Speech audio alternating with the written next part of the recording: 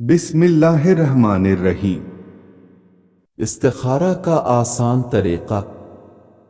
عشاء کی نماز کے بعد 2 رکعت نفل اس طرح پڑھیں کہ پہلی رکعت میں الحمد شریف کے بعد سورہ کافرون 1 مرتبہ اور دوسری رکعت میں الحمد شریف کے بعد سورہ اخلاص 1 مرتبہ پڑھے، اور نماز پوری کر کے سلام پھیرنے کے بعد اول 3 بار درود شریف پڑھے۔ اس کے بعد سورہ اخلاص 12 مرتبہ پڑھے۔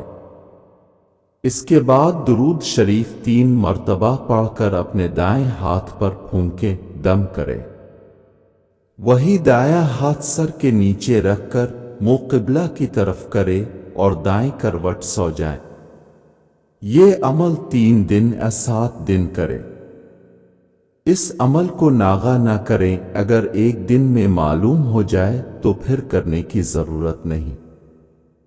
انشاءاللہ تعالی اس استخارہ سے صحیح جواب مل جائے گا۔